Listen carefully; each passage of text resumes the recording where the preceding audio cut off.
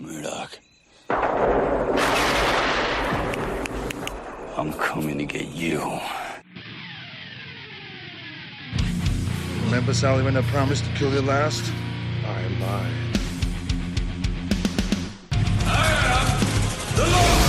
Get off my plane. I have come here to chew bubblegum and kick ass, and I'm all out of bubblegum. John, I'm not gonna shoot you between the eyes. Shoot you between the balls. The disease. But I'm the cure. I'm gonna take you to the bank, Senator Trent. There can be only one. Dead or alive, you are coming with me. Yippee-ki-yay. I'm going to kill them all, sir.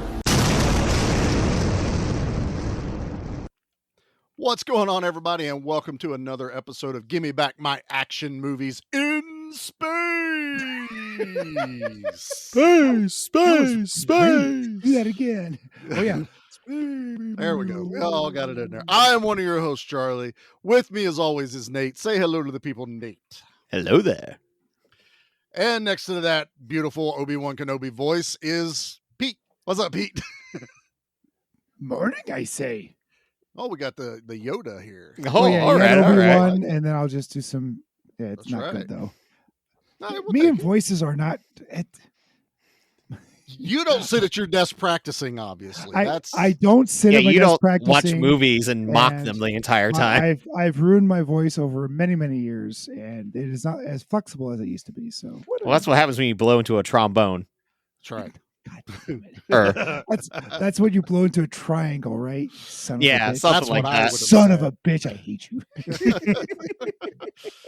They have triangles and star-shaped because that would be apropos for this It's episode. star shape. Yeah, like a star-shaped Sure, triangle. why not? It's like 5 triangles. Just ting, ting, ting, ting, ting, ting. Ding, ding, ding, ding, ding, Yeah, ding, ding, you just ding, run ding, it ding, around ding, in a ding, circle. ding, ding, ding, ding, ding, ding, Yeah, It's ding, like ding. death metal triangle. Right, That's what Jewish I think. triangle, right? A Jewish one. Well, the Star of David. Okay, we'll throw that Oh, one no, out there. that's Jews in Space. That's a totally different movie. Oh, Jews in that's- space. Yeah. Nope. we're not covering Spaceballs. Nope. This week, Charlie threw us a little bit of a curveball. Yeah. Yep. We had a movie picked. Things happened. We had to Mhm. kind of switch Mhm. gears. Not a problem. Scheduling. I will say scheduling. But I wanted the same vibe for the movie we had picked. So I didn't want anything like hard R or anything like that. And I dug deep and I went, I think this counts where I can cover The Last Starfighter on the show. So I tossed it to you guys and you guys responded I really cannot- enthusiastically. I can't thank you enough. Thank you for Yeah. suggesting this. You Yeah. you tossed this on my plate, and I went, that's a movie I haven't thought about in many years. Which is And- this is pretty apropos for what we do here. Is like And- Pete's like, I've seen it, I just don't know when. It was. I'm pretty sure it was in the theaters, I- or very early in VHS dumb. Is that the word? VHS Sure. dumb. Yeah, sure. Man, I'm overstepping my bounds. Let's keep this Oh, going. no, Charlie, keep it going. I thought it was a totally different movie. And then I thought it was a different movie. Yes, you did. That was Then a I, very then funny I realized what conversation movie it last was. And I'll tell you right now, 5 minutes into it, I went, yeah, I totally have never seen this movie before. Like, it was like almost instantly. They showed the arcade cabinet. I was like, no, Nope. there is no memory here. It keeps on going. I'm like, nope. I said we're doing The Last Starfighter, and Nate's like, yes, awesome, with Jeff Bridges. And I was like, No, it's not Tron. I said not Tron. And he goes, well, no, John Carpenter directed it, right? And I went, No, that's no. fucking Starman. What are you? Well, in my defense, this is John Carpenter adjacent. It Ah. is. Nick Castle directed it. Okay, that's Who yes. also, played a pretty big part in my childhood with Mhm. Major Payne It sure did. Yes. and Dennis the Menace. Okay. So he directed. I remember seeing Dennis the Menace in theaters as a kid. Wait, I love that the movie. live action did it. Oh, Yeah, he with did Walter that movie. Walter when Matthau. was that? What year was that? I don't. 3. 93 was it? Christopher Yeah. Lloyd was in there. Yeah, he plays the homeless Really? man. Yeah, I can Dude, it's recall so 'cause, good. Dirty Rotten. I'm sorry, Dirty Old Men was in it. Grumpy Old Man. Grumpy Old Man. That's Walter Yes. Matthau. Walter Matthau Yeah. was in it. Yeah. Yes. Yep. That's all I remember of it.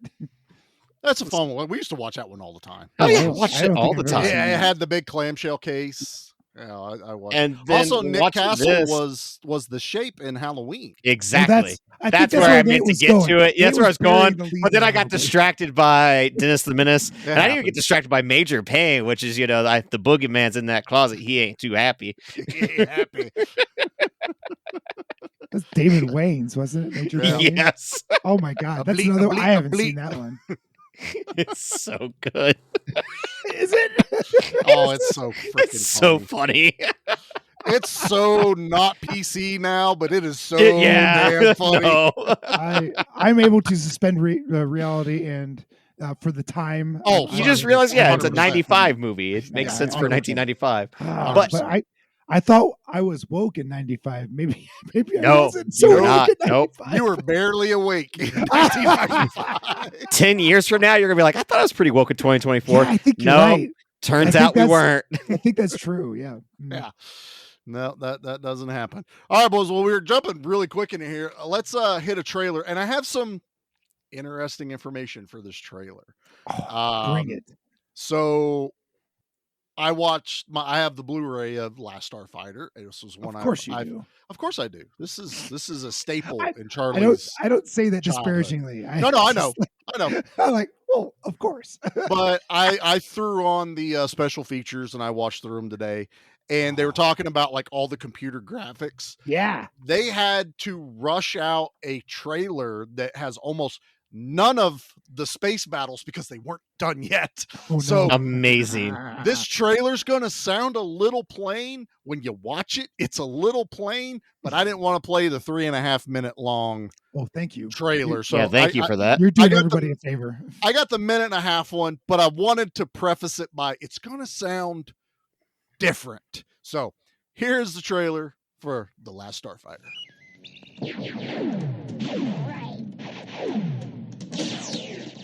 Alex Rogan lives in a small trailer park in the California mountains. He has a dream to go to college. You guys think I'm gonna hang out here, watch you shine your pickup? Forget it, man. I'm doing something with my life. Start a career. You really are leaving here, aren't you? Of course I'm going away. We're both going away. Both of us, Alex. And most of all, to get out. You get your chance. Important thing is when it comes, you gotta grab it with both hands. Then, one night, a mysterious stranger offers Alex an opportunity he never dreamed of. Who are you? I'm Centauri, and you may... No, you must trust me implicitly. Get in.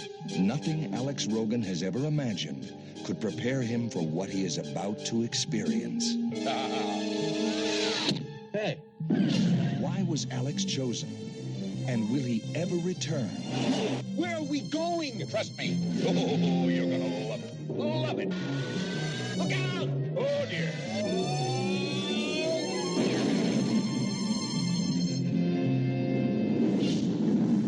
The Last Starfighter. His adventure in space is about to begin. So they couldn't get movie trailer guy. Nope. That voice sounds. Do you remember? Okay, Nate, I don't know when the transition happens, but Pete, I know you do.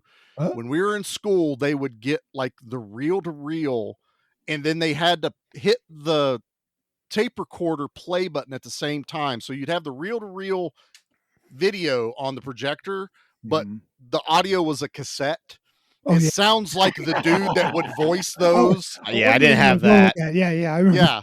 Yeah. 3, 2, press the button. In my time, we just had the VHS and the TV on the cart. We That's all. eventually got that, but I remember It was- vividly in like elementary school. Yeah. It was That's amazing. I didn't know that was a reel-to-reel. thing. Sure. and it Sure. would have a countdown, and it'd be like 3, 2, 1 on the screen, and you had to hit play. And a lot of times the teacher would make like one kid responsible for hitting the play button right on. Oh man, that's pretty Yeah. cool. Yeah, And you're then like, it you were- plays the video. It's like, this is your brain on drugs. Well, it would And it's be like a frying egg. Right. it was more like stories. Like you'd see the pictures pop up, and then it was telling a story. And a lot of times it was about the lesson. Anyway, that's what that dude sounded like. Okay. And then I love how the entire trailer is just up to the point of Centauri and him getting in the car and leaving. And basically they say, we'll see you in space, which means we haven't done the space We haven't done yet. shit. Yeah, we're still catching up. Right. This trailer, though, I'm like, all right, I understand why this movie flopped, because if I saw that trailer, like, Dude, this looks boring as all get out. Before we get into it, I just a couple things. This movie had a lot going for it, and I think it failed itself on so many levels. Like there were very few tie-ins. Like this is the age of McDonald's and Burger King having glasses and toys and bullshit. This should have been marketing goldmine. Right, exactly, Nate. You're 100% right. They should have had toys. They should have had. They did have a comic. They Marvel did. Oh, cool. Marvel did it. Because for Marvel, that was like, hey, all the interns are going to draw you a comic. This is fine. It's easy. And if I'm not mistaken, I think it might have came out after the movie was even out. Not during. Yeah, and that's not during. A lot of this happened. Like even the what was it? There was the NES game came out. Atari tried to get a game out in time, right, and couldn't. And they didn't get it out in time, but the NES game came out like a year after the movie was out. Yeah, and so everything for this film felt truncated. It felt everything was late. Like that's a good way. Like Last Action Hero, everything lined up for that movie, and it still failed. Sadly. It still failed. Yeah. Sadly. So maybe there's nothing to this theory here. Right. You can do it on time. You can do it late. You're going to fail. There could have and would have, should have, and been toys. There were toys. They had prototypes, but they never released anything. Galoob did prototypes. Yeah. They had Galoob. That was actually a big name back in the early 80s. It really was. Yeah. Okay. That was they GoBots, were GoBots. Was it GoBots? No, that was Tonka. GoBots was Tonka. GoBots? I think. Who did? Someone's going to yell at us. Sorry. That's fine. Whatever. Right. But what it was is Galoob was trying to stay up against Kenner because Kenner had the Star Wars. And they knew space sells. But by the time they had everything ready, and this, honestly, I think these would have sold. They were going to sell them in 2-packs. Yeah. So you would have got like Alex and Grill and Craig, whatever. Yeah. You could have done Alex and Beta.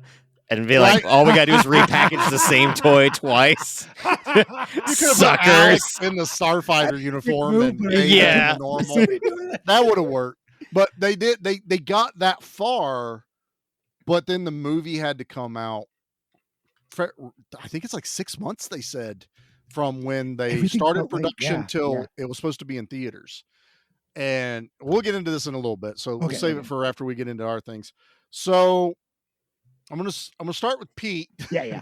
Pete, do you have a memory of when you saw this? I do. I remember seeing this movie when you said, "Hey, let's watch this movie," because we're bumping another film. I'm like, okay, I remember this. I remember the cover. The cover is iconic. I love it. Yeah. Oh yeah, it's gorgeous. It's great.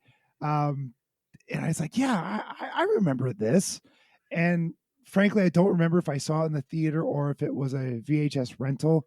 It was, is this 84? 84. So that is a time in my life where I would have gone to see this in the theater, but not quite. We didn't have a VCR at that time. So I either saw it when it came out or I didn't.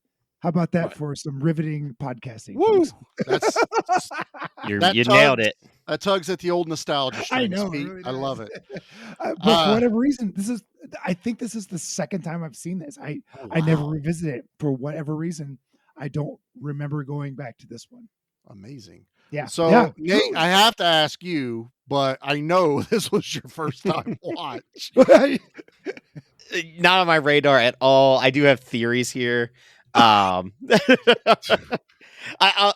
do want to piggyback off what Pete said though about the video game. Typically I've been trying to play the video games this year with the tie-in movies. Yep. I could not get my controller to sync for the life of me. No. So I didn't get to play it. I'll be troubleshooting that. Maybe on the next episode I'll get to do a little 5-minute blurb on it. Because I was really hoping I was going to kick so much ass in the game that I wouldn't be here tonight because I was going to get recruited to be the Last Starfighter. And then it put me in a weird predicament where if they tried to come down and be like, "You're the last Starfighter," like my controller don't work. Right. I- My batteries are dead. My batteries don't work. Yeah, my USB cable, which you don't know what it is yet, but you will in 30 years, it don't work. No, they'll be like, "Oh, we have lightning cables." You're like, "Oh, I'm not iPhone." I was like, "Okay." I got a Thunderbolt cable. But the big thing, so 84, this is a really, really cool movie. 1984 has nothing but bangers. 84 is a hell of a year for 84 film. is a My bitchin' year. God. Yeah. But I will say, so second grade, my life changed watching Star Wars. And I remember my family trying to introduce me into other space-esque movies, and they just weren't Star Wars. And I have a feeling that's going to be a lot of the conversation on my end tonight was I probably just maybe have been shown this, but I didn't care and just didn't watch it. Do you remember what else your folks? I remember like tried to Enemy introduce you? Mine being one of them. Enemy Mine. That's That a was later heavy in the movie to 80s. show a kid too, man. Yeah, that's the there's a lot of Alien. I don't depth in think, that or is it movie. Arena? Might have been another one. Arena is a I don't kid think I know friendly. that. Not like they ever sat down and been like, here is what's that other one of Aliens that was a TV show that I thought was garbage. V? Why? V. Yeah, hated V. Thought that was the dumbest, most boring thing ever. Battlestar Galactica was another thing that never did anything for me. So, like if I had to guess, this was probably something that I was like, it's not Star Wars. This is like Deep Star 6 all over again. Yeah. I didn't like underwater things. I didn't like other space movies that aren't Star Wars. But I get it. As Nate as a kid, this is not. I'm not. But as like a kid, it's one of those things like the things like Enemy Mine and V. And they don't have toys. I had toys for Star Wars. A little over Nate's head. Those were adult version of sci-fi movies. Well, and that's the thing. I hated the Sci-Fi Channel growing up because I thought I played nothing but garbage. Yeah, those movies were sci-fi versus Star Wars, which is way more fantasy. CP, there he goes again. Even though fantasy doesn't have spaceships, fantasy has griffins. There's not griffins in Star Wars. There's all sorts of flying weird monsters in Star Wars. There's Minox. There's spaceships, sir. Lord of the Rings does not have spaceships. But the lore in Star Wars leans heavily on the magic and not the science. Where where things like Last Starfighter lean heavily on the science, not the magic. I don't know, but a lot of mystical nonsense ain't nothing like a good blaster on your side, Pete. That's sci-fi. I'm paraphrasing, of course, because I didn't come prepared to talk about Star Wars as much. I came prepared to talk about Last Starfighter. Yeah, so Charlie, what was your introduction to this? Because you're the one that kind of made this happen, and we're like, okay, we're on. Delightfully, you toss us in our laps. So this is one that goes right along with Nate. The person that introduced me to Star Wars also introduced me to The Last Starfighter, which was my Aunt Nellie. I actually read the novelization first as a kid. She had and I didn't have a chance to go try and dig it out. I think I still have it in one of my boxes.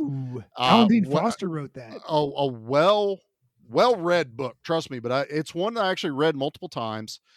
And then I finally got to see the movie, and I'm pretty sure I watched it on television first. And then my aunt got the VHS because she realized how much I really enjoyed it. And so I spent many a day when I'm over at my granny's watching The Last Starfighter. I know y'all hear this like, Charlie, how did you have so much time to watch these movies growing up? What else could I do? There was no internet. I watched Beastmaster. I watched The Last Starfighter. I was going to say, Star like, Wars. if you weren't playing outside, you were just kind of watching movies. Right. And also back then, you watched the movie to its finish because there was nothing else on. So daytime television sucked. Yeah. So if it was on 45. 6 a.m. to 11 a.m. were nothing but cartoons. And then if you're lucky, you had a good afternoon movie. And then it was 2 o'clock, and then you go outside. And then also, and if it's raining, you're just stuck. Yeah.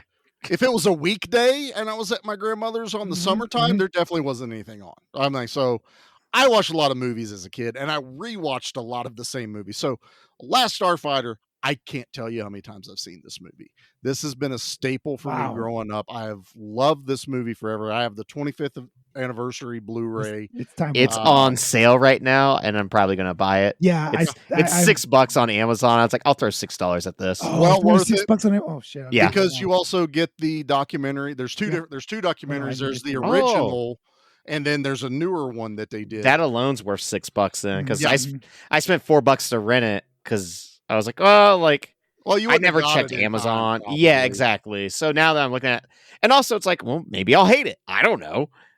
True. I would have told you wouldn't, but yeah.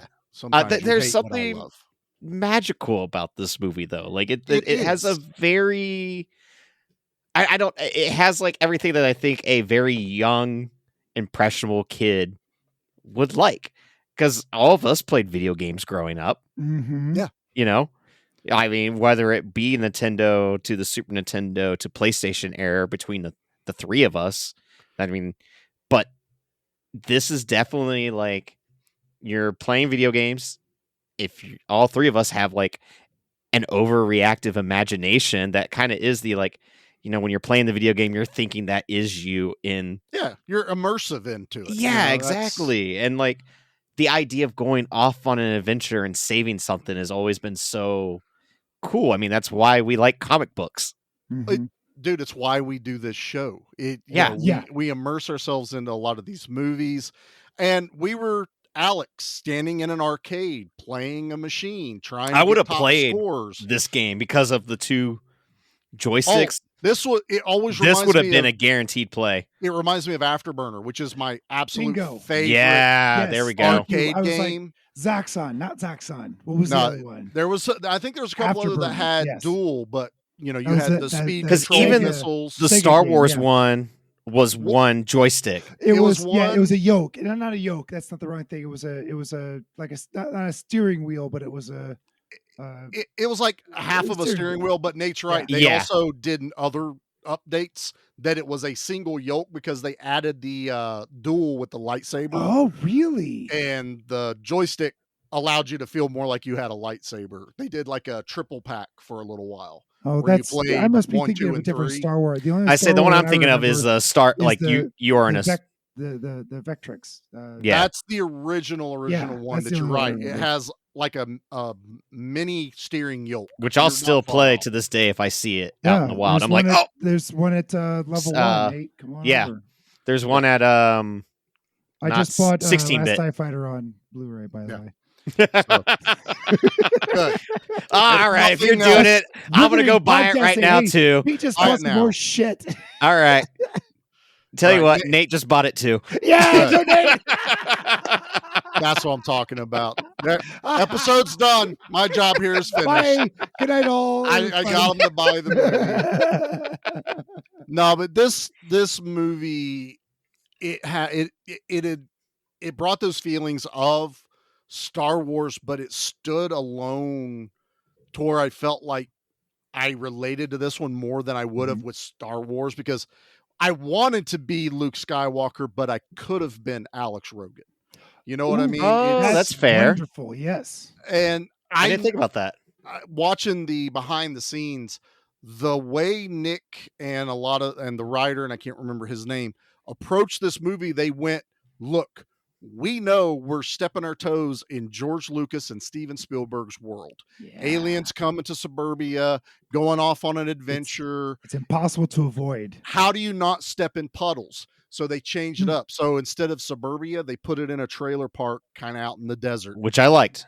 I think it fits it so much more. I like kind of this isolation loner type. He does have a girlfriend, he's got the girl, but it's still like he and her are very much like, well, this is where we're going to grow up. This is where we're going to grow old. Like, we're stuck here because we've got family here. And he doesn't want to admit to that. He's very, it's that I have my eyes to the stars, but not like I'm going to go on a star adventure. I just know there's more out there in life for me. Yeah. And he does flex a little bit towards or at, I should say, the other adolescents in the movie. He's like, I need to get out of here. I'm going to do something more for myself. And it was a little off-putting the way he said it. Like, he could just say like, I'm not long for this place. I'm just gonna go out and do my own thing. See, I took Except it. he was definitely flexing at those people. Like, I'm not staying here. I'm getting out of here, and I respect him for that. However, he was being a little, I don't know. It kind of came off dickish. See, I didn't take it so much as dickish as so much of more of like, I'm not the party goer. I'm not the person that is right in the back of the pickup truck and like chasing girls. Like, I just want out of this small He town. wasn't chasing girls because he had a girl. He had her. Probably Exactly. the best one in the trailer park. That's for sure. But it seemed like all of his friends had Oh, girls watching, and were watching. still chasing girls. And it feels like these I were get friends that, by proximity, not Yeah, just. you're right. I mean, that's what everything is. Friends by proximity. I mean, especially you and I, Nate, we grew up in rural areas. Yeah. You know, we didn't go like, I'm going to pick through 1,000 people and find my best friend. No, that dude that happened to live across the street, that's my best friend now. That's how that works. I believe his relationship with his little brother, because they both grow up. They mentioned, you know, we used to go in caves. Yeah, they played hide and seek. And Yeah. they share a room, you realize, throughout the movie. We have underground caves too. Yeah. But there's no one in this movie that I don't believe as the character they're portraying. I love the trailer park, people that live The there. tenants, yeah. The tenants. You know what it reminded The me residents, of? yeah. The residents. Perfect. Because it's another movie that I loved as a kid. Battery's Not Included. Yes. All the people that lived in the apartment. All the people love that that lived in movie. the apartment. That's what it reminded me of. It's like, I love that movie. just these characters that all are so used to being with one another. Yeah. 'Cause, yeah, I watched a lot of Batteries Not Included as a 'Cause kid. That trailer park, that was a community. Yeah, it was. They all lived in close proximity, and the beginning of the movie sets it up perfectly, where they're all yelling for this kid to fix everything. They're Plunge the toilet, passing fix my the electricity. message Yeah. down the line by It's- yelling. It's all the name game. Or I'm gonna miss my stories. Where's Alex? My electricity's out again. And it's soaps. She's gonna hyperventilate. She doesn't watch her soaps. And everyone's worried because they know They she's know gonna- what will happen. She's gonna have a shit fit. She's gonna be insufferable for Oh. the rest of the day. Who was it that helped me with my antenna? Who was it that helped me do this? Like, I'm not. Beta was my favorite character of Beta the was pretty- whole movie Beta is because fantastic. Beta is a robot who is just annoyed, not so much at people, not so much at the situation. It's just kind of, I am a Beta. I am I'm just only here. annoyed. Yeah. And I love that. And we haven't said, but Maggie, we call her Mags in there. Did you guys recognize her from anything? She looked She's- familiar, but no. I've seen her face a million times, and I couldn't place it without looking it up. And I didn't There's a little movie called Night of the Comet where it's her Oh, holding the Uzi yeah. and the girl in the cheerleader outfit. That's her. That's Catherine Nice. Mary Stewart. I'm surprised we haven't done that yet. That Again, is a it's very silly movie. it's actually PG-13. Yeah. I always thought it was, But it R-rated. scared the hell out of me as a kid. Oh It's yeah. good. It's good. Well, Yeah. this I didn't one know it was a also comedy.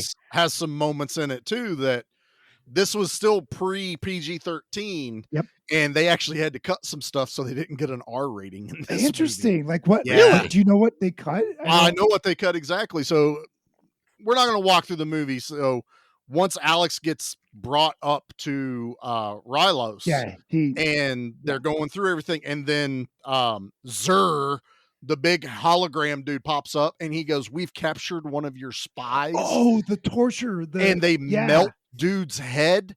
They fully melted dude's head. Oh, nice. Full Indiana Jones. Yeah, full, Raiders. full, Yeah. full on. Full Raiders, yeah. Raiders of the Lost Ark. And they went, we had to cut it because we were wanting a PG-13 or a PG movie that would have put us at R-rated. That was still pretty Interesting. Yeah, it Oh, was. It was cool. That was still that real and gross. to this day, two scenes will be burned into my brain forever. One is, and I think it's Superman 3, but when the lady gets sucked into the computer and all of the metal pieces come flying and hit her on the face, and she turns into that robot. It's fucking terrifying. It's also when Beta is revealed on Alex's bed and he pulls the blanket back and the skin is still forming over the robot. It's gooey. The eyeballs Gross. have no Yeah. eyelids, and you're just, what is that? There's an air bladder under all of his skin. And There is. breathing. It's such a pulsating. weird unit, but it's like the Beta robot that has to replace Alex, so he's still on Earth, is forming. You know, like it's his name is very fitting. Where it's like we don't fully have the technology here, so it's like you add water. He's one of those. It's real small. We used to get him. He's a chichachia. It's a Critters 2 where they look at the human and absorb their look. Yeah. Oh, right? the bounty hunters. Yeah. The one bounty hunter never gets his face in part 1. I'm previewing another movie coming up. It turns into a woman? Yeah. No, Playboy Playmate. Yeah. Speaking of Playboy Playmates. I knew you were going to Yolanda. From Little Brother Lewis. You don't go back to bed until a mom about your Playboys. Boom. I died laughing. Oh my God. It made me Lewis, laugh so much. you're having a nightmare as Beta's head is on the table and he's operating himself. It is. It's so cheap and it works perfectly. So, fun fact, they did the first test screening and they said they had such a good response to Beta. They went back and did more scenes. They called, good. As they should. They called Alex Lance Guest. They called him back. And there's a reason why Beta looks a little off. Alex had already started another movie and they cut all his hair off and he was sick. So if like the scene where he's in the back of the truck and he's like not paying attention, he does the weird laugh. Yeah. He's wearing a wig and they he was so sick. He was barely holding it together, but the director goes, but all we can say is, well, it's just Beta and he was low on oil. So that's how he played it off. But I was like, it works because he's a little off from Alex. I like it better than him being an exact replica of him. He was still learning Alex's mannerism, manners and his role in society. And he doesn't know how to play like gland games either. She stuck her tongue in my ear. Okay.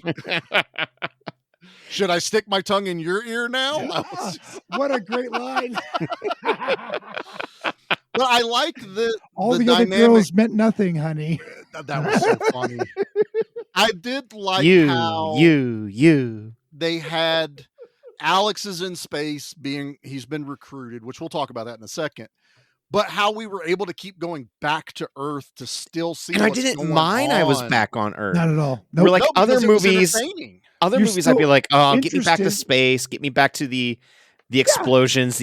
But no, I was like, I like both. This is a really cool dynamic. In what's going on back at home? Yeah, and I'll tell you, because the guy has been displaced from his family and his community, and he has an imposter. Well, what else is going on back there? And there's a intergalactic bounty hunter who looks fucking cool. Oh, he's awesome, isn't he? He looks so awesome. The way his face moves and his voice. Oh, I love this bounty hunter. He had eyeballs off to the side. He looks a little smoother head than The Fly, than Jeff Goldblum's The Fly. Yeah. Like it was more pink and smoother.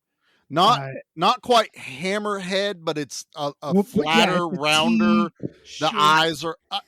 There's this one thing I've always been so like impressed by other movies that aren't Star Wars is Star Wars has given us so many different aliens that feel right. Where you're going, I want to do an alien movie. How do I create something that doesn't look like it was on Star Wars? It's hard. This bounty hunter feels that way. Yep. Now, you could take him and throw him in Star Wars and he'd fit perfectly. Mm-hmm. Mm-hmm. The shining thing in this entire movie, he's like the unsung hero to most people, is Rob Cobb.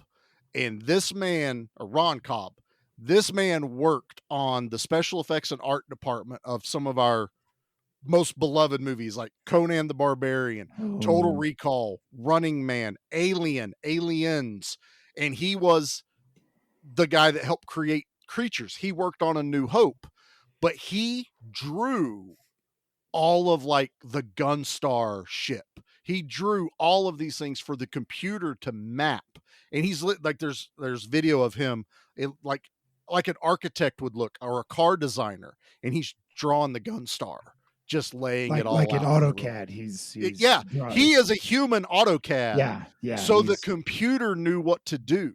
He had to draw side, top, front, back, all the different angles of the ship on paper for them to trace and do the wireframe on the computer, which we're going to talk about that as well. But yeah, let's talk about Alex in space and okay. The shining star in this movie that pumps life into this no matter what, and that is Centauri.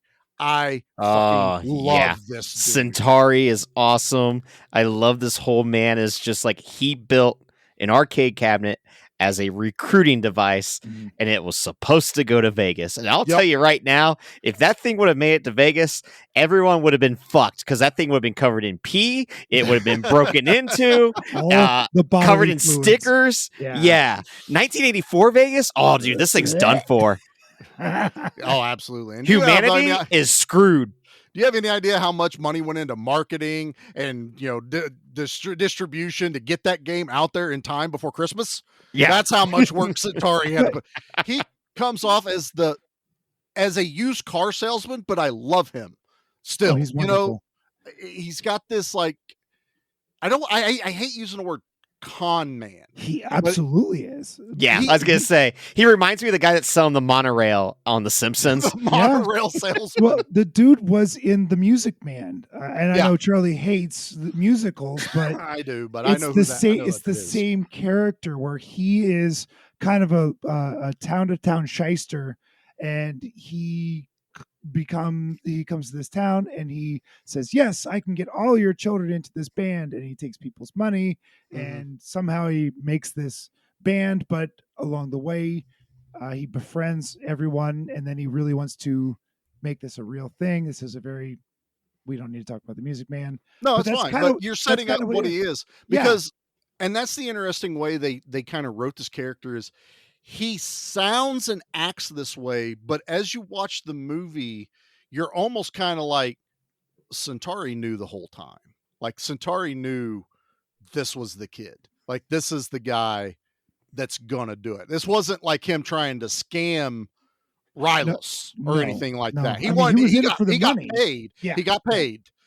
But ultimately, like towards the end, I felt like that was actually more of an act from him in a character, but he ultimately knew Alex was going to be the savior. I don't think he would have gone to Earth, picked him up, brought him back to Earth, and took him back again. Which is, I love that because he was the I thought that was great too. They leave, and then Rylos gets attacked, because you're also sitting here going, well, he's supposed to be the last Starfighter, and there's like 12 Starfighters. I had that saying when I was watching. I was like, why is he the last Starfighter? Like, what do they mean? And then all the Starfighters blew up, and I went, oh, I get it. So that's where this title comes from. Also, why'd you keep all your Starfighters in one room? That's probably shame on you, Rylos. Well, I mean, it was a hangar, so I mean, you don't want. I'm just saying, like, it's not like in Top Gun we kept Tom Cruise and Iceman. Well, we did, but the bad guy didn't know they weren't good enough to, destroy the ship, I guess. It's like, why did all the bad guys keep all the planes at the airstrip? I don't know. Maybe they needed to be at the airstrip. I don't know. Also, like, now that I think about not the best villain in this movie. The villain he just looks like movie, Mr. Burns with a spear. Zur with the scepter. Oh my god. He is such a non-character in this that I don't even consider him the main bad. No, he's not. Like, it's barely a villain. Like, that's my complaint with the movie is kind of the villains that are supposed to enslave all the universe. Yeah. And they're being ruled by Zur, who is a turncoat from Rylos. Literally, he gets a one sentence throwaway line. Not him, but about him at the very end, where it's just like Zur escaped and he's still out there. It's because obviously they sequel bait, Yeah. But just like Star Wars, where it's like Vader just spins off into the galaxy, but they don't even show him spin off. It's just like, Oh yeah, that guy is still around, I guess. He's still around. Out of there, I don't know what the scepter does, but he's got it. It's got a cool got knife. spikes on You it. can stab people You can with it, I totally guess. stab people, And yeah. it makes one of the monsters go, and that's about it. You can cut your steak. It slices, it dices, it makes julienne fries. I mean, that's exactly what that scepter Are does. you getting this mixed up once again with the George Foreman grill? Very possibly. I watch George a lot Foreman of late grill night. doesn't slice and dice though. No, but if you ordered now, you yes, got it will come into with the knife slice set. and dicer. And what you do is you hit the pump a bunch. Oh, the slap chop. The slap chop. Yeah. or The whatever. slap chop. But you got to order now. Order now. 3 easy payments of $19.99. Please There ask was your also parents to use their credit card.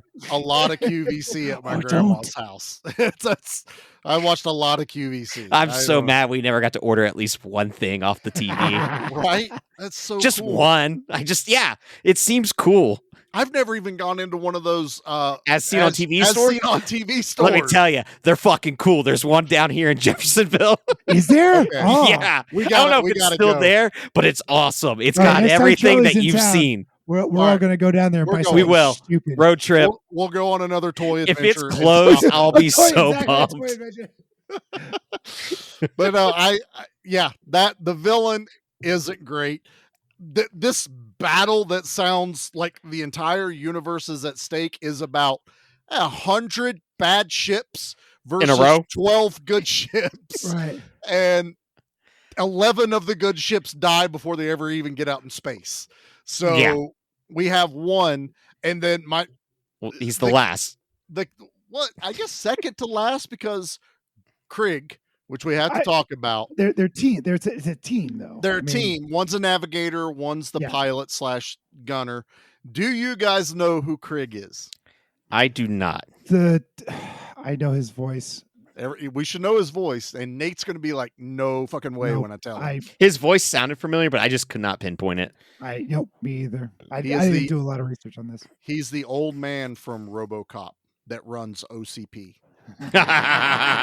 No way. Oh no, I have an Really? excuse to watch RoboCop Now I gotta go watch again. RoboCop again. Oh right? no. He also runs the evil corporation in Halloween 3 that puts out the masks. Oh no. Really? I have to Yep. go and watch Ah, Halloween That's 3 again. Silver Shamrock or whatever. The Silver Yeah. Shamrock Yeah. guy that owns it.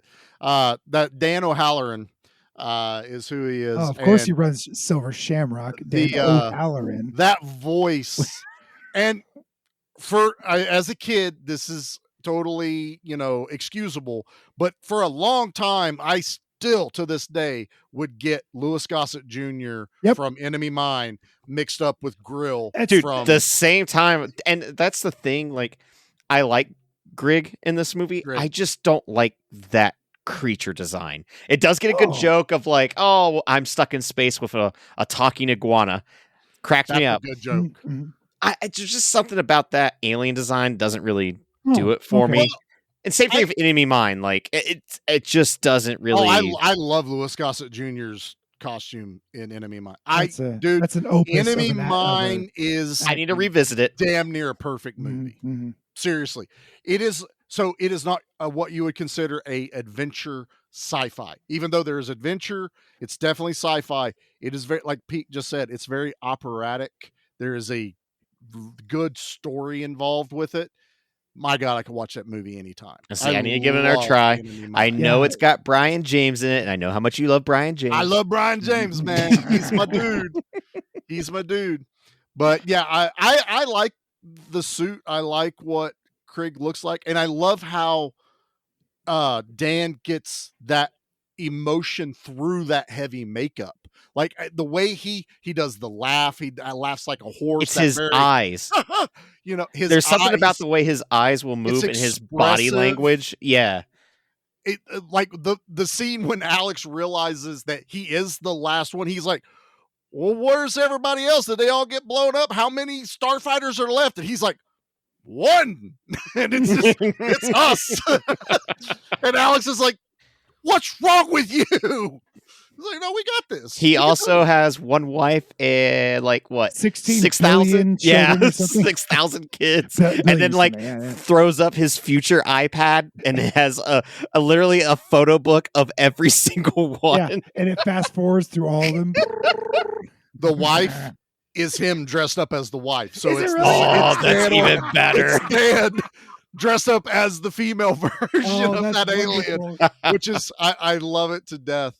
And also, to me, I still laugh at this line. It's when they're going to the frontier, which is the giant barricade of barrels around the area, and he's like, "So what do? We just get up there and we start fighting?" He goes, "It's okay, it'll be fine. By the time we get there, I'll have it all figured out."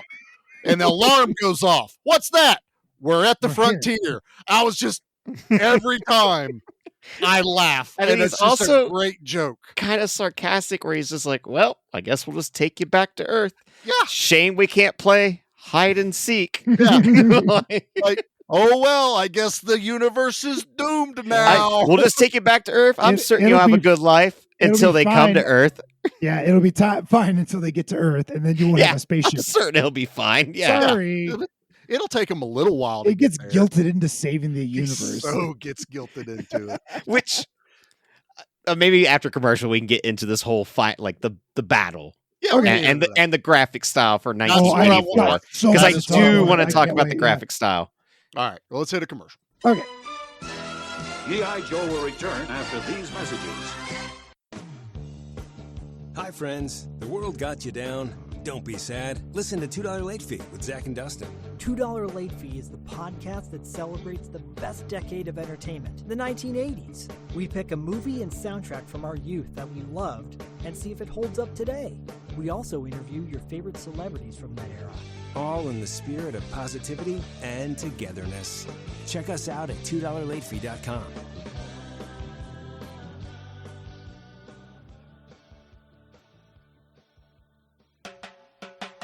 Just how drunk are we gonna get?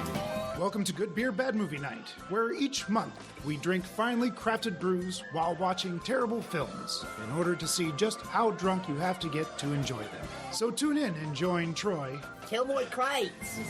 Oh, that was pretty good. Thank you. Dave, I have the weirdest boner. and Pete. IPAs are ales, meaning they are bottom fermented. Excuse me, they are top fermented. I that up. Try that again. As we drag Kathleen, kicking and screaming through an alcohol-fueled podcast dedicated to movies of questionable quality and the frosty adult beverages that help make them tolerable. Good Beer, Bad Movie Night. Clearly, it's the beer's fault. Now, back to G.I. Joe. All right. So you know how I said 1984 is kind of a stacked year? Yeah. Are you going to read off some movies from 84? No. I found a newspaper 'Cause ad you were gonna from be here all night 1984. long for 84. Yeah. So many. Just this is the newspaper ad for Last Starfighter. Okay. So it has that with the screen times.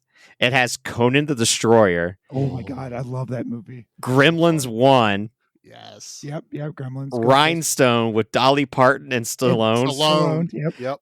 And then it's got a late night show for the Rocky Horror Picture Show. Wow. I'm sorry. Here's my money. I'm going to. I would have been all all like, weekend. so I'm stuck at the theater. Yeah. I'll see you tomorrow, Mom and Dad. Right, I got a full Because day. The Rocky Horror Picture Show, it says it's the midnight screening, and it's also House on Sorority Row is showing with it.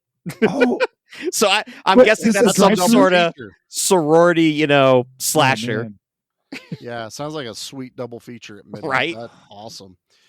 But yeah, so we're going to talk. This is 1984. This movie is a first of something. This movie is the first time that all of the special effects for the space is 100% computer generated. No kidding. 100. What about Tron though? I guess that wasn't outer space. It wasn't outer space, and it was more or less computer graphics used to dictate computers, like computer screens and stuff like that was being used. But Tron, like they had Tron bikes, like practical bikes Did with they? the like when they're actually sitting on them. Now the lines was computer graphics when they did the race. For sure. This one, they used a supercomputer. I can't remember what the acronym was. All 16 megabytes of it? Dude, no, this was a super. This was used only by the government before Last Starfighter got to use it. Oh man, straight up. They were talking like the computer was so big you could stand in the middle of it. It was almost like a half cylinder.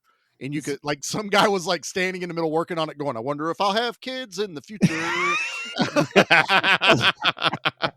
That was me with my parents' microwave because it was from the 80s. Well, that's all. It wouldn't die. So they were like, we're going to keep it. Don't leave the microwave door open when you're cooking. Yeah, food. some of those you could. I know you can. I never tried, but I remember like how big it was. And like Dad, like, no, we ain't getting a new microwave till this thing like croaks. It took them forever to get a new microwave.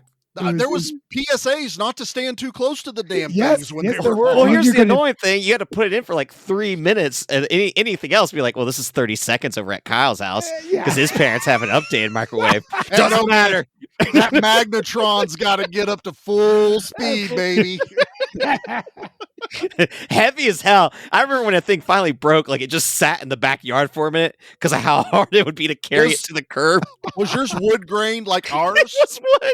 Yeah, of course it was. Ours wood had grain. the wood grain. It matched the television. It was wood grain in the 80s. My God.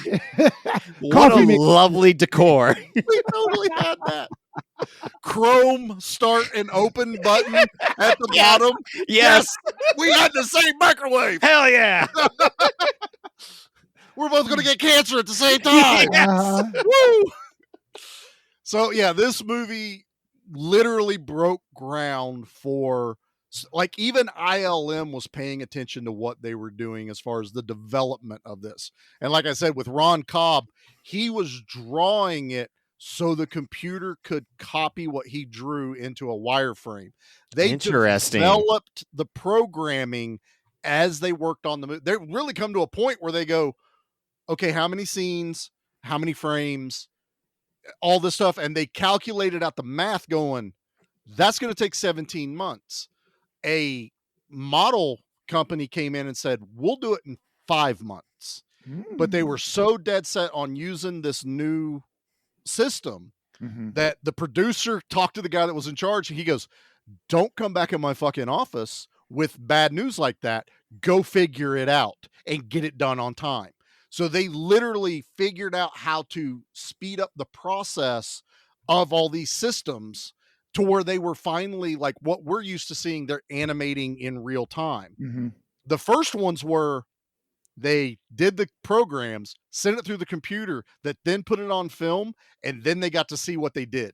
And if it was off, they had to go back, change the program, put it on film, then they got to see it. They finally figured out how to do it in more of a real time. It's a fascinating behind the scenes of this. That's on the Blu-ray, is it? That's on the Blu-ray. All right. Well, don't worry, Pete.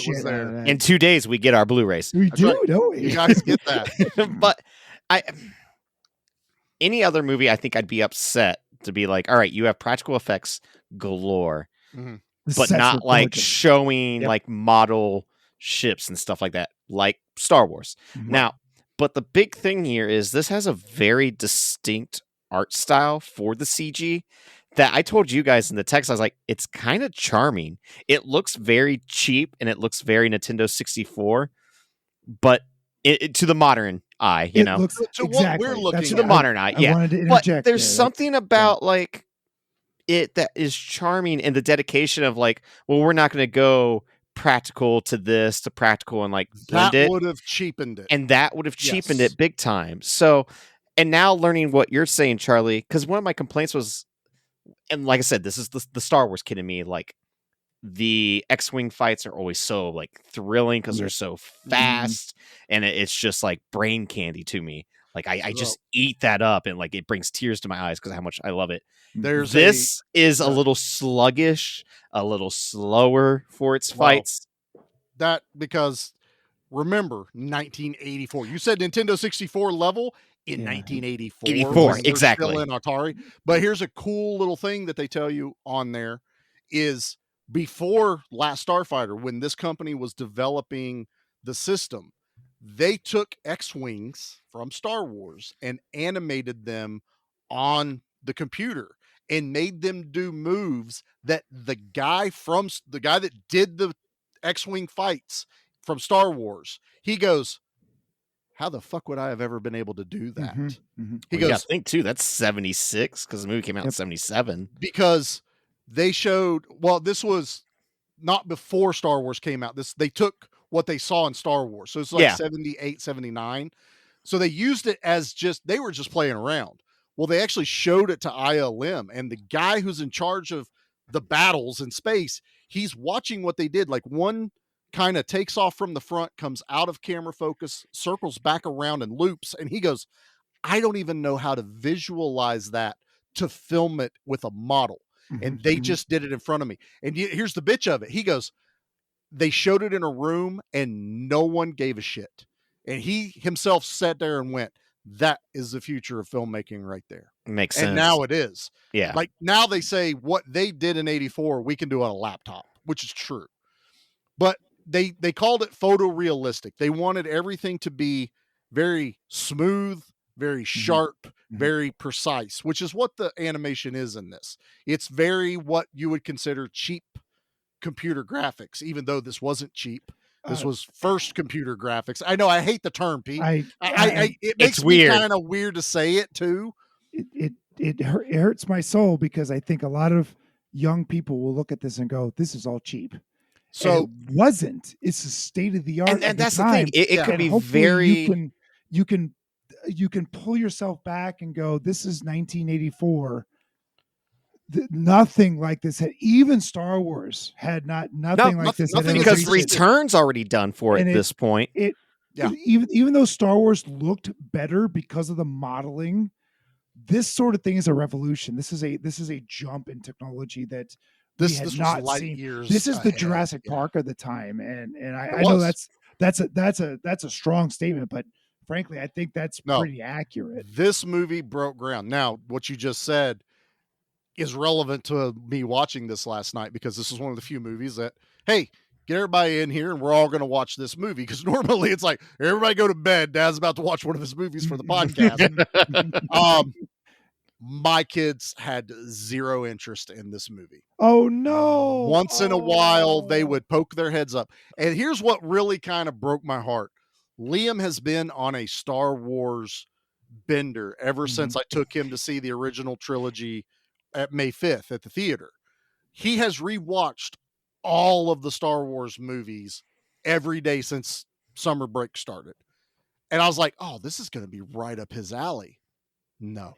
Nothing. Well, I think it's the same, maybe the same effect to me, where it's like, oh, that isn't Star Wars. But if he saw this first, it probably could have. I think, but I also think he is also now this newer generation where you were newer than me and Pete. Like, I remember watching this for the first time going, this is amazing. This is the greatest thing I've ever seen on television. That's fair. It's all computerized. Also on a 19-inch square CRT. television. Yeah, that has the same wood panel as the microwave in the kitchen. Sometimes I would be like, why is the picture not coming in, and realize I was watching the microwave. And not well, that was also because of the radiation poisoning. That happened a lot too. I ran into a lot of plate glass windows. We're not on channel 200. It turns out that's 2 minutes. That's right. Yep. Oops. Now, what was I going to say? I have no idea. But anyway, it was where I feel like there's such a disconnect with the kids now with what they expect. But I do feel like I don't want to see like a remake of this, but I feel like even with today's like output with video games and how much more mainstream, like video games are like the hot thing, you know? So I make a requel of some sorts where it's like maybe Alex and Mags have been in space, everything's fine. There's a new Starfighter. Make a part 2 of some sort. I know there's been rumors from what I read. They tried to do it twice now, and it keeps falling apart before they can get it closed. I think it's a rights thing right now. And that makes sense. I don't know if a requel would fully work, because how many people know of the Last Starfighter if you just said it to them?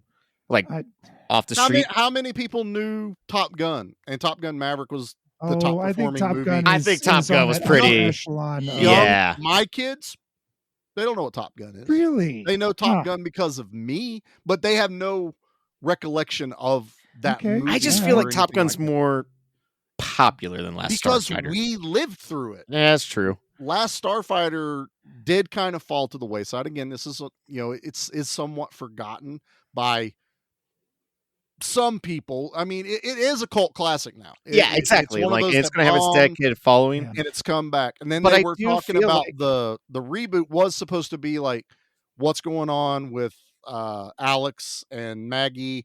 Was it going to be Lewis that was like, I need to see my brother, and he goes up there to find him?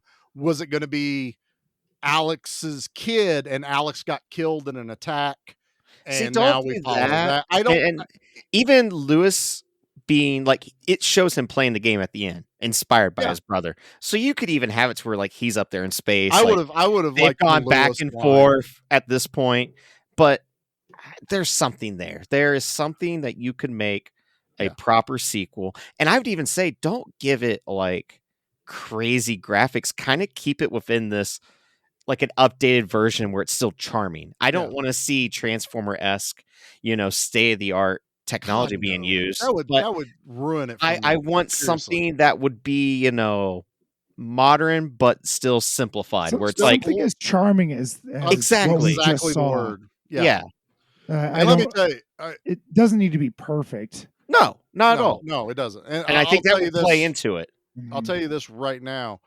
Watching my Blu-ray, this movie is absolutely gorgeous. Oh, the HD Like, version oh, was it's wonderful. gorgeous to rent. It- So I mean, the colors are sharp. It pops. I honestly think it doesn't detract from the computer because, like we said, they didn't try. If they had tried to do model and then computer, it would have been a bummer. HD would have really killed it. 'cause Yeah. we've seen You would- movies like that. you wouldn't have gotten the shading right. It- You it have would the have color been- coding right. It would none of that would have matched. It would have been Leprechaun in space because they tried Yeah. to mix practical and CG. or and it you can didn't literally work. count the polygons on screen. Stop that. It's fine. And I mean, Don't I worry about love, it. I Pay no attention. love the design of the Gunstar. I love how they, the actor Lance Guest said, when Alex is spinning around doing the Death Star, they literally strapped me in a. No. I They was wondering cubes. about that. Spun How him did he not around. barf? I mean, I got a Yeah. feeling they did. Oh my even the God. girl that played Mags, I guess, was on set that day, and she goes, "They spun him around like you wouldn't believe. Like he was all over the place." Well, like now you do it with cameras, but no, they put him in the gimbal and they spun his ass. It was hilarious. to Hell see. no, not going to do But that. I love the interior of the ship. I believe they're inside of this. I like that. Gunstar. I like the He way can that it's set up with the two of them. and he could spin around and talk, to him, and then they And can. then the screen looks like the video game. The controls are just like the video game. Like, that's all very charming. I like it. There's something about it just puts like a smile on my face. Dude, seeing it unfold. I felt the smile on my face all last night. I was a kid again watching this movie. Even as though my a kids kid- were having fun with it, I was having fun. But as a kid, I have never seen anyone look around as I'm playing a video game about to beat something and be like, "You got it, go, go, go!" I 'Cause love that also, scene. I would fuck up. I would jinx myself so badly. Like, don't put that pressure on me. I don't like that. Oh, see, when I was playing competitive pinball, we would root each other on because it's all about. Yeah, I want to beat everybody, but I'm also excited to see someone doing well, and maybe that's Is different in the there video a game world. What's that? Is there such a thing as full contact pinball? Maybe. Yeah, No, does that's that work? a great idea, though. I'm telling you, I think we're onto That's- something here. That's not real cool, though. I mean, like you got your hands on the machine. Yeah, but you got to really Somebody keep an eye for whacked your you in the enemies. noggin. Yeah, I could come over and cause the machine to tilt. Yeah. And you have to defend. So Just- you have defenders around you. So they're Defenders. protecting you from my team. Protect my flank. Who, Get on my who, six. who are trying to get in and cause a tilt. See, I when want was- Charlie on my team every time. 'cause Yeah, the- exactly. the He's my wall of lineman. Charlie will not Yeah. be breached. Now, Pete, pinball question for you real quick because it's relevant. What? I was playing the Godzilla pinball when I was in Baltimore. Yeah, and I hit the ball and it launched somehow and got Mhm. stuck. Yep. like happens. on the thing, and I Yep. didn't know how to get it. I kept slapping the machine. It Yep. was like tilt warning, tilt warning. I was Yep. like, all right, I Yep. got one more hit. Can I Mhm. make it pop? Mm. And I couldn't make it pop. What do you do?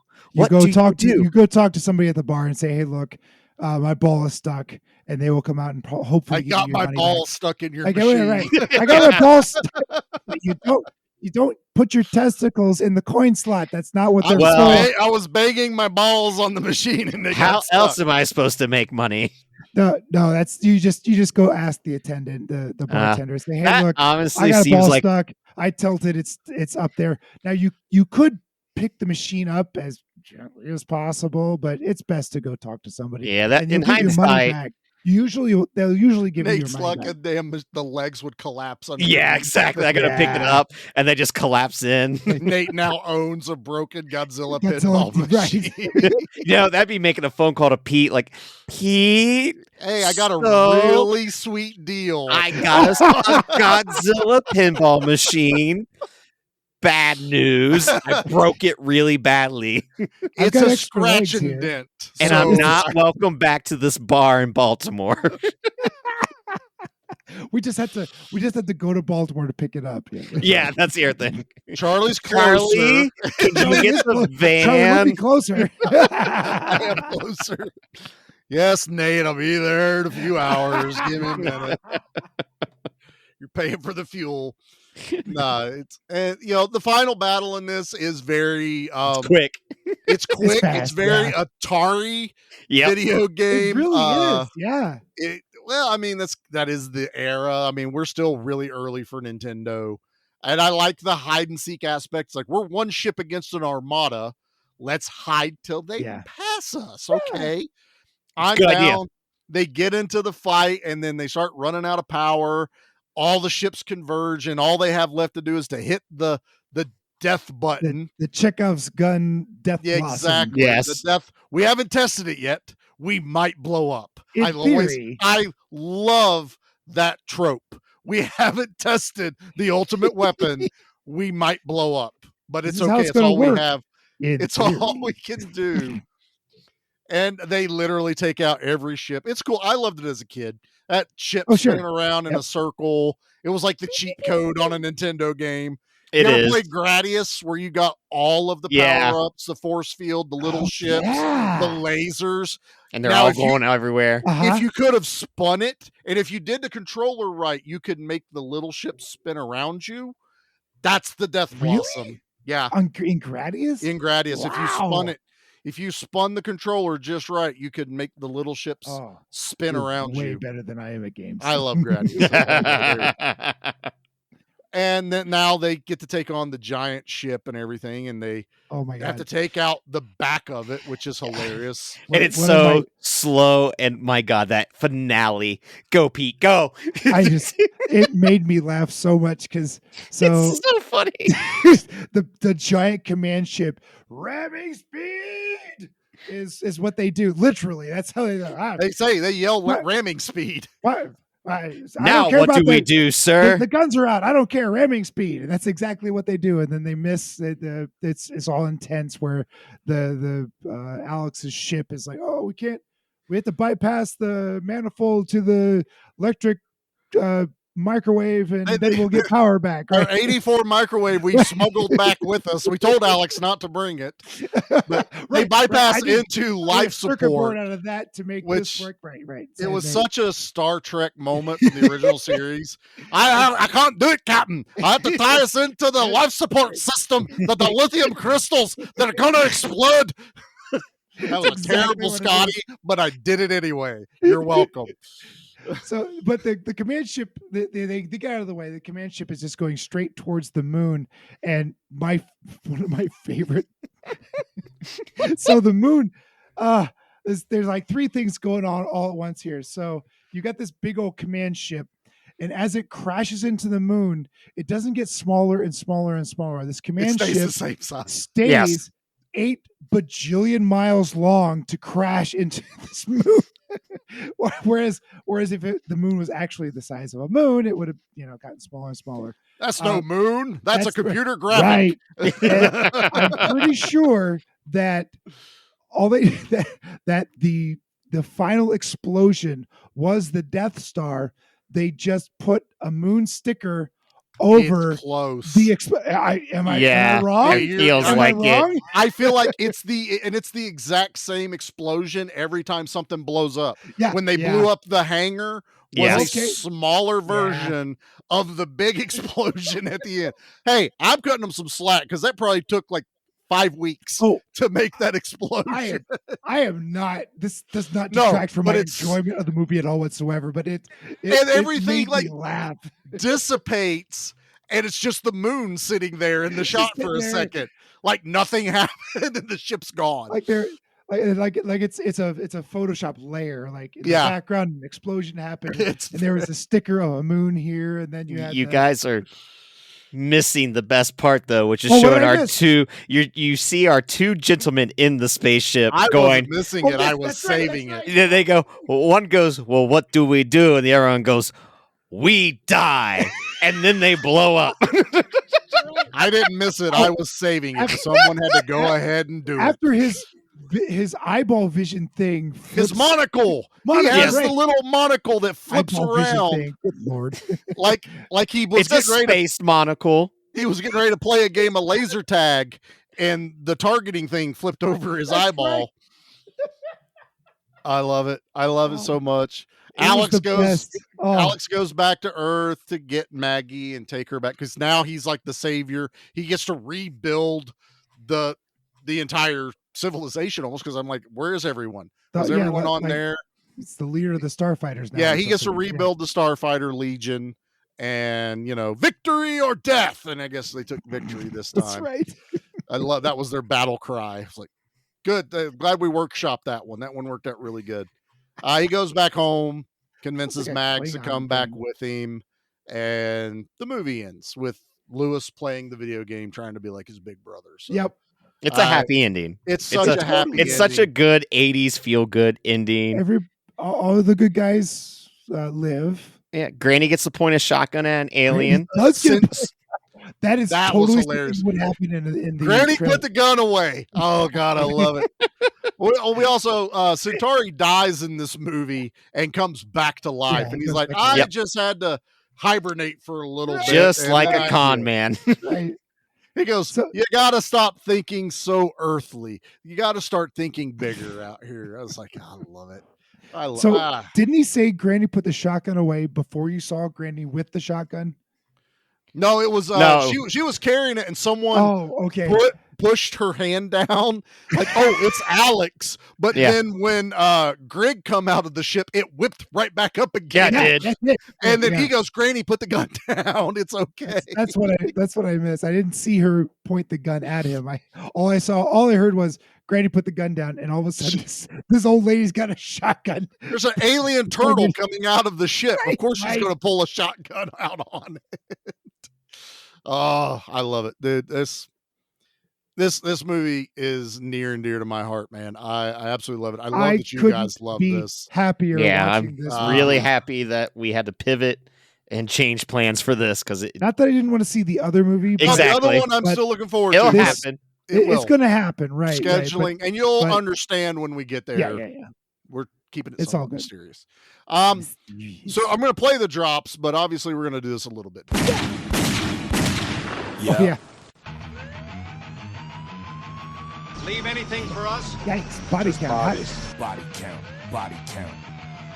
Body count. Body count. I couldn't come up with a body count for this. You can't, because how many people are in each ship and how many ships were in the Armada? How many ships were in Menards? I have no idea, Pete. I wasn't at Menards today. They're in aisle 12. How many were in the Armada? No, it's all the bad guys but one die, and all the Starfighters except one die. So that's pretty much how you look at the You do the math. Exactly. Hey, this movie's PG. Did you really think I was going to give you all an accurate body count in this? No. But we can pick our favorite Have day. you ever killed anyone? Yeah, but they were all bad. This is what I'll say, because I'm doing mine now because Nate already ruined it. Yeah, I didn't know mine was a ruin, I guess. Mine was Lord Krill getting ready to crash into the planet, and they go, what do we do? And he goes, we die. I said it right when he said it. So Jackie's looking at me like, of course you know this movie. And I'm like, oh yeah. It's like, we die and the ship blows up. That's my kill of this movie. It's so silly. Like, he is my villain in this entire movie. He is, and I don't know what he's doing. Yeah, I haven't He's seen in this charge. movie in 30 plus years, and I said that quote right before he did it, whether I knew it or not. I'm like, oh, we die. We die. He was kind of like the, Tarkin to Darth Vader, I guess, is what they were going for. Sure. Because the one dude gets jettisoned out. We never even see the escape pod. Like, how did he get out? We don't know. Where did he go? Yeah. We don't know. But Lord Krill in that bright ass orange full bodysuit and his monocle will forever be my favorite kill in this Hard to movie. beat. Pete, what about you, bud? What's your favorite kill in this movie? Face melt, dude. That was 100%. was gross. It was really gross because they had this guy. They had this red light on him, and his face just started boiling and leaking. It's graphic. Oh man, even for what they left in the movie. Yeah, it's graphic. It's good. That's mine for sure. Nate, what about you, bud? I'm gonna go if We Die. It is a kids movie. It's very hard to come up with it. I think you two kind of nailed the best ones. I thought he was gonna go for We the Die made me laugh the hardest.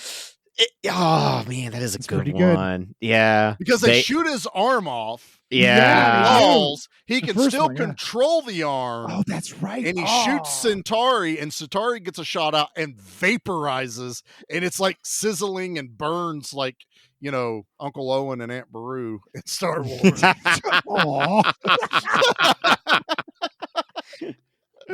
Oh, little toasty. No, but I still say it's Krill. Because he got a badass line for not having a whole lot of lines other than how long are we going to deal with this guy? Not much longer.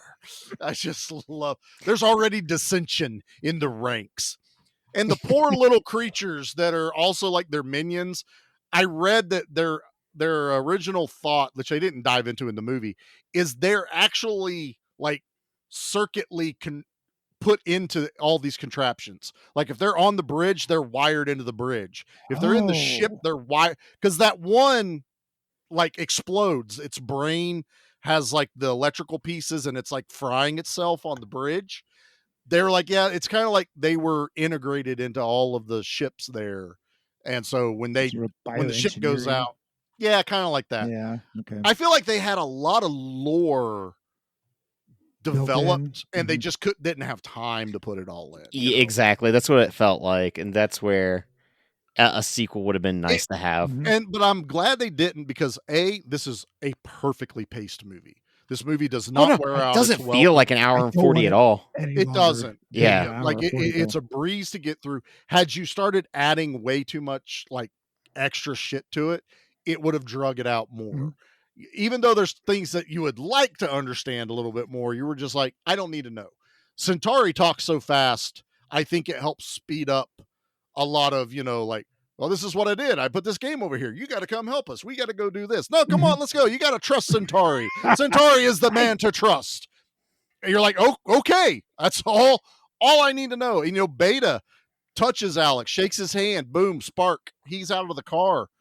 And we're told everything we need to know about Beta as the story goes. So well done. Really well done script. This movie deserved to be a lot higher. I don't want to say this. It deserves more love. It just deserves a second life. It does. If Megaforce is getting a documentary of such giant scale, and I look forward to watching a documentary on Wednesday when I get my Blu-ray. But I feel like this kind of deserves something of similar. As far as cons go, I know Nick Castle's coming to Columbus in December, so maybe I'll have him sign my copy. But also, why have I not seen like a Last Starfighter reunion? This is 2024 at this point. This would be the perfect time to do an anniversary for this, and nothing. Yeah, because the Blu-ray's the 25th anniversary. Yeah. This would be the 40th anniversary. I'm 44. 40th anniversaries. But I know Lance has done conventions, and I'm pretty sure Catherine Stewart has done conventions. Centauri obviously passed away. This was his last theatrical. He did two made for TV movies after this, but this was his last theatrical release. But if you got Alex, you got Mags, you get Lewis, and get Nick Castle together, I'd be happy with that. Yeah, I think that'd be a good group. Yeah. Get some people to cosplay, as Greg and a couple Granny. of the. I think the Last Starfighter costume's great. You have to clear that shotgun with the people in the front though. Nerf gun. Make a foam one. Yeah. Yeah. Make a foam one that's orange. Oh, I would love for them to act like people really get into it and like cosplay as the trailer park residents. Yeah. Really get into it. Yeah, Nate, and you're right. The costume for the Starfighter, I like it. I do too, because they knew they couldn't copy Star Wars, but they still needed a vibe. This stands on its own. I still, to this day, I never watched Last Starfighter going, I'd rather watch this isn't a dig at you, Nate, but it's not like, no, I don't take it that way. Star Wars. I looked at these as just two completely different movies, which is what they intended. And it worked for me as a kid. One was more terrestrial for Earth. The other was in a galaxy far, far away. One was more sci-fi. The other was more fantasy. Stop it! You son of a bitch. All right, oh my God. One was based in science. One was based in magic. Just so happens we need to rate this thing, and not. I love Star Wars. Don't get me wrong. Lay that over top of Pete saying blasphemy. I figured. All right, well, let's rate this bad boy. Pete, let's start with you again, bud. What are you giving the Last Starfighter? Look, this is a strong recommend. It's 8.5. This is a strong recommend. Yes, that's it. I'm done. 8.5. I love it when I leave him speechless. That makes me so happy. Nate, what about you, bud? I really enjoyed this. I'm sad that when I rented it, that I didn't just flat out buy it. But it's one of those digital copies. Like, oh, this is way too much. I'm not spending that. Like when something's on sale, I'll just flat out buy it. I don't care. $6 for a Blu-ray. But now knowing the physical copy is that easy. It's a solid 8 for me. This is a fun movie. Watch this movie. I know it's not streaming for technically free anywhere, but do what Pete and I did. If by the time this drops, maybe it's still on sale for $6 and just go blindly buy it. This is worth it. I honestly think I only paid like $6 for mine too, guys. Yeah. So it's been on sale. I mean, it was the 25th anniversary of the Blu-ray. So that's been a little while. That means I'm surprised we're not getting a 40th anniversary 4K release. I think there's a 4K getting ready either to come out or just came out. I'm cool just owning the Blu-ray for this. The Blu-ray is gorgeous. I can't imagine how much more the 4K can give me. But it's one of those things where it's like, this is kind of like just a really nice kids movie. Like at the end of the day, it's just a fun, and it just reminds me of those type of movies that you watched as a kid where you just want to see the hero rise up to an occasion and win. And there's nothing wrong with that. It's a classic story. Yeah. And it's like getting to see it be a teenage boy, just kind of doing it. And this is going to lead into homework after Charlie gives his review. Yeah. It's heavily influenced by Excalibur, the King Arthur mythos. I didn't think about that. Yeah. Well, they actually say it in Excalibur, there. They go, "Oh, is this your Excalibur test again, Centauri?" But the writer, he said, he was just writing screenplays. He had downtime at his job.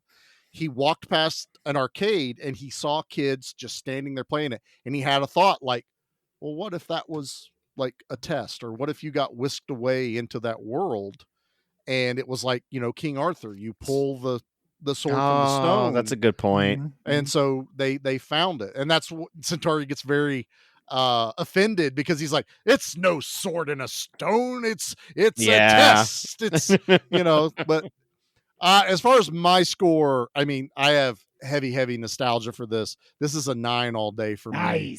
This is high recommend for everyone. I may try this again with my kids a little bit later and be like, okay, we're having an unplugged night. Turn off all of the shit. And might be the way to go. Dude, my youngest can be watching Star Wars, have YouTube playing, and have a Nintendo Switch in his hand. That's it. Well, like the other thing too, maybe you pitch it like, because when I was watching this is just a Rick and Morty episode. It Without really is. Without the vulgarity? Yes. Yeah, I mean, this is And the Morty would be the sexuality one who and the gets thrown. disgustingness and Yeah, the- like Morty would be the one who accidentally gets sucked into the video game and has to save the planet, doesn't want to. Rick is back on Earth or something like that, using a Morty beta clone to, trick Jerry and them. Like, I want them to parody this now. you in the next have season. all of How have the they not done it all of already? the aliens are the same type of aliens you would see in Rick and Morty. Like it really meshes so well. Oh, great. What an idea. Yeah. Oh, I would be totally down for that. So, all right, we haven't done this in a while. We do have homework tonight, Nate. We do. So We why don't do. you tell us what our homework is? Thanks, Nate. So I This is your propose to fault. you guys, you're welcome. Because we're not doing trash opinions. I couldn't find a good one. Good. So this is homework. Awesome. I like Perfect. it. I like that. The sound drop is gone now. I took it off. I'll do Instead homework of any day over trash opinion. no, I like both, but not today. So I asked you guys not like what was your favorite game, but like, or what game did you want to get sucked into? What is a game that you feel confident enough that if you got sucked into, you might do just all right in? That's so a hard. lot. Because like, if I were to be like, oh, Gears of War, it's like, no, I'm terrible at Gears of War. Right. Cody right. has played this online with me many times. He knows this. You don't want me playing that game with you. I'm terrible at it, but I still love it. But that's not my answer here. Mario Kart is not my answer because like I talk a lot of shit. Not good at it. He'd get turtle shelled immediately. Exactly. I could go first to kind of get this going. You go first. I have a couple ideas. Honestly, Halo. I am not that bad at Halo. I can kind of stand my ground on that. I've beaten a couple of them on Legendary by myself. So I feel like Halo, I would stand a little bit of a chance. Not saying I would want to do that, but that's a game I'm decent at. Okay, yeah. So, yeah.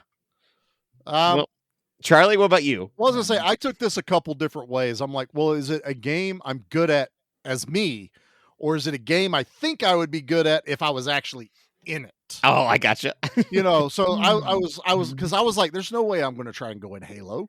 Like Nate knows I don't want to, but like if they were to happen to be like, hey, you did really good, you're getting sucked up into the Halo, I'd be like, man, maybe I should have played more like Rocket League or something.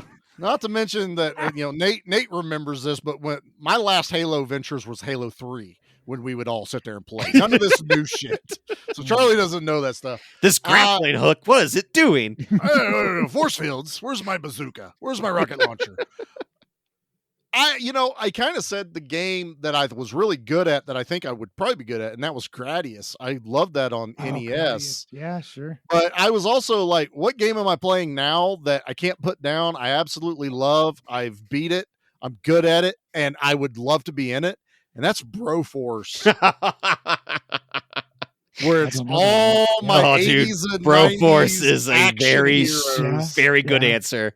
It's a 16-bit side scroller shooter that is like Contra, but it's Contra, Rambro.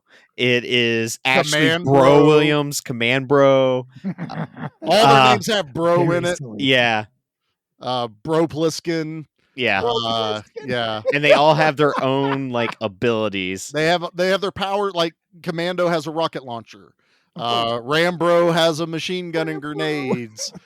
There's Brode, who is the bride from Kill Bill. Yep. So you have a sword. Braid is Blade. Yeah. There's so many. I can't stop playing that game. I've beat it. The only thing I haven't beat is Iron Bro mode, where if a dude dies, he's gone. I'm working my way through that, but I can put it on arcade mode, and I will just play that game over and over and over again. So I would go into the Broforce world where I fight aliens and Satan. I was gonna say, you literally fight xenomorphs in that game. It's so much fun. Oh, and you can be the Brodator, which is the Predator. All right, I gotta check that one out. No, and it's cheap right now too, so it's like a couple bucks. And you got it. All right. It's worth like the $4. You be Brodell Walker, who's just Texas Ranger. McBrover. It's MacGyver. You can be the Rocket Bro. It's the Rocketeer. Oh, Brominator. Is there Brozilla, Brominator. maybe? So Yep. you're the. How did we forget Brozilla. this? Time Bro. Time Bro. Time Bro. And who's the other? There's usually like two of each. Oh, there's Demolition Bro, which is Demolition Man. There is the Boondock Saints, but I don't remember what they're called. You get both of them. The Brodock Saints. Brodock Saints. Brodock Saints. There's Tank Bro, which is Tank Girl. Oh my God. Bronin, the Brobarian. Yeah. You got that one. Ellen Ripbro. Ellen Ripbro. You get to be Ripley. Nice. Brochetti. Oh, Brochetti. Universal Soldier, which is the other Van Damme. What we're saying is play Broforce. This turned into like a 5-minute commercial for Broforce. Yeah. I'm not making any of this up either. They're amazing. It is the funnest game I have ever played. If you love old school Nintendo, but you just want to like a mindless side scroller, kill bad guys. Explosions. Totally looking this up. It's a blast. It's a blast. All right. Pete, what about you? What movie, what game I are you can't picking? follow that shit. It's like, up. you're supposed to go last when you have that shit. No kidding. So in the arcade, I really liked elevator action. I could play that game really well. And hey guys, I'm really old. This is my favorite game. I'm like, what's elevator action? I haven't even seen that game. Yeah, in like that was 30 one of my years. favorites. So if I gotta go mainstream, it's Miss Pac-Man. I could play Miss Pac-Man for quite a while. And I would actually, when we went to Studio 35 and they had a Miss Pac-Man, I could play that and I would like miss the first 15, 20 minutes of the movie because I'm still playing Miss Pac-Man. Well, those are trailers, so we understand. So Pete what was just like, I can miss hit the trailer. me is that Pete is Adam Sandler in the hit I was movie just putting Pixels. that together myself going, he was in Pixels. Yeah, that's what Pete is. I haven't seen that one. Okay. That's where the world is being invaded by aliens and they've taken the form of old arcade games. Like And the they gotta Ghost get and the Centipede. Peter Dinklage in a mullet to save the day as well. Who is playing the guy that is in all the trouble for like faking the Donkey Kong Yeah. record? God, I can't think of the dude's name. I can't either, but Peter Dinklage steals the show because he's a phenomenal actor, and seeing him in a mullet and just, oh my God. The mullet, he looks just like him, but miniature version. It Right. is so fucking funny. The dude. American tie and all that shit. Yeah. And the stupid beard. Yeah. If it was a console game, it would be Crash Bandicoot's CRT, the kart racing. Oh, that was fun. That is a fun one. I like that one. I had a PlayStation, and I still have my original disc for Crash Team Racing. Mm-hmm. I was very, very good at that for a long. Like I beat it a number of times, and no one could. It was overshadowed by Mario Kart, but just damn, I different love It was a that good game. competitor, though. just different enough for Mario Kart that Mario Kart was I couldn't wrap my brain around it a lot of times, but I also didn't have a 64. So Fair. Crash, I've got the new one for the Xbox, and it's just, they redid all the old courses and added a whole bunch of new ones. So I played some of the updated ones. Yeah, I enjoy it. I went from Nintendo to PlayStation. I didn't have any of the ones in between. I'd borrow my cousins. That's where I would play like their 64, and they had Shadows of the Empire, which you got to play as the snow speeder attacking the AT-ATs at the beginning. Dash Rendar. Or Prince Shizor, or whatever his name was. Prince Zizor with the Black Zizor. Sun Syndicate. So good. So Black good. Sun, that's right. Oh, wow. All right. Well, good homework, gentlemen. That was Congratulations all around. That was good. We all Excellent win. episode. This was fantastic, man. This is kid movie, but we weren't kid friendly about it, so it's totally I don't think fine. you were too offensive, but I don't think so. I think we're our normal ways about it, but no, I'm really happy we got to cover this, especially for Space Month. I know Nate's been hating on the themes, and I'm with him. I a like bit. Space Month, though. Space Month has turned into a really good month. The only reason I'm pretty good. anti-theme now, even though I came up with most of the themes, and I'm kind of annoyed with myself, is just, like, turns out there's other movies I wanted to pick, and they're not related to the themes. We'll That's get all. to them. Pete, didn't we free up something coming up, and then he immediately tried to fill the spot? Yeah, he sure like, did. Like, let it breathe, son. And he's like, no, this movie. I'm like, that defeats the purpose of not having a theme if you fill I it was all just up. so excited to have a freebie. I know. Like, He immediately I was didn't just want like, to lose his spot in line. I was ready to go. I was like, no theme. No. This. And even I'm that got Jonesing here. I'm Jonesing. Even that got changed too now. So, all right. Well, we got one more to go in Space Month. We are ending it out with our big 4 podcast collaboration we told you about. Oh my We are gosh. covering the first 4 Critter movies. The first Critters will be done by A Cut Above. We are doing Critters 2. Spoils of Horror is getting Critters 3. And Cinema Slab is getting Critters 4. Man, we still get the best one. I still say we We won get the again, best gentlemen. The best Yeah. one. We haven't even started. Now- I'd say we win again. Last year, it was the Children of the Corn 1, 2, and 3. Well, Yep. 3 And that pretty was good. with 1 with A Cut Above, 2 with Still think us, we won. 3 with Spoils. We won that one. still We think win we this won. one. We barely we won. barely won. Yeah, we Yep. barely won, but I still say we pulled it 3 out. was a close contender. Good. I do hope that next year we can do Children of the Corn 4, 5, and 6 because I have a feeling that we're going to win. No. I have a feeling. No. Does that we would get 5. We would get no. Yeah, 5's we got a would- lot of like talent in it. That's right. There is some Yeah. bigger names I than haven't 5. looked them up. I don't think I want to. I don't want It's to. probably terrible, but I don't know. Or we'll pick I- a whole nother franchise because I love how we've gone from Children of the Corn to Critters. yeah. You know, that's a big jump in the We genre. could do Puppet Master and But we've already done 1 and 2. Yeah, we've already started. We have a whole thing with Puppet Master. Over Yeah, here. you can't. I Yeah. That's our thing. Yeah, and then we don't. Is that our thing? We don't even share don't that share. with the Evil Deaths. Yeah. Yeah, the Evil Deaths is like lucky that we even let them in on the conversation. Oh, Right. that's not nice. I like the Right. Evil Deaths. Well, it's I- because Joshy and Bert haven't texted me in like 2 days. Well, I had to I threaten didn't them during their text you in 2 days. mystery May. I was like, if the last movie's not Smokey and the Bandit 3, Smokey is the Bandit. I was Dude, going to I was burn pissed that it wasn't my Smokey and copy. the Bandit 3. They started the episode as I it know was, so they- I was happy that they at least acknowledged my answer for all 4 movies all month. It will forever be my answer for anyone that asks me what movie you're covering this week. Smokey and the Bandit 3, Smokey is the Bandit. All right, we're done jibber jabbering. We're not going to make this a 2-hour episode. No. Go watch Last Starfighter. It's an absolute blast. And if you want to follow us and keep up with what's going on, you can see us over at Give Me Back My Action Movies, the Facebook group. Give Me Back My Horror Movies, the Facebook group. We are both on Instagram. We are on X. We are on Threads. We are on TikTok.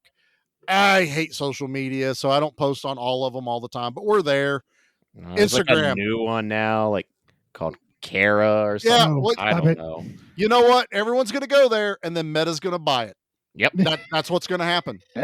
Because I hate to tell them this, as soon as something gets popular, Meta Meta buys either it. says we buy it or we'll block it, and Google will block it, Or and no we'll one make will it go there. to Congress to get it banned from the United States. that too, Mhm. or someone will buy it with a lot of fake money and Yeah. Tesla cars. I don't know who we're talking about. Fake Tesla cars. Fake Cybertruck. I saw a Cybertruck in the wild for the first time. It's dumb, isn't it? It's the dumbest thing I ever. think I did too. I went, what the hell is that? It went by so fast. I saw one. It was just like, oh my God. It's like seeing a unicorn, but like if the unicorn was super ugly. If the unicorn was next to It's a stupid. microwave back in 1984. Yeah, that's what I found. You know what make them Cybertrucks look awesome? Wood paneling. All Yes. right, let's get out of Oh. here, boys. Cybertruck Woody. All right, Charlie, what's a good word? Pete, if you don't go back to sleep, I'm telling Mom about your Playboys. That's fair. So,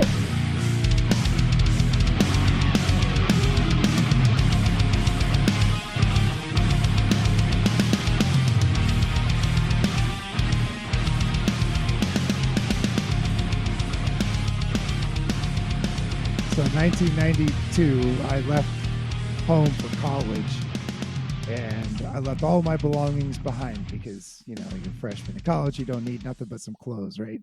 Hmm. I'm pretty sure I left a whole stack of Playboys and Penthouse hidden somewhere in my room, and a couple years later, I come home and just I'm looking through all my old stuff, and those magazines are nowhere to be found. So No. I'm pretty sure mom and or dad found them, and maybe they just added them to their collection. I don't know. Maybe. Dad's collection was locked up. Never could get into that. No, whatever it was. Yeah, like it wasn't like a briefcase, but it was some sort of locked up unit. Couldn't get into it. Tried. We used to get hot rod magazine and truck magazines, and they'd have bikini girls in it. And my mom would sit in there with a magic marker and draw clothes on them. Well, were they bikini girls or were they nudes? Yeah.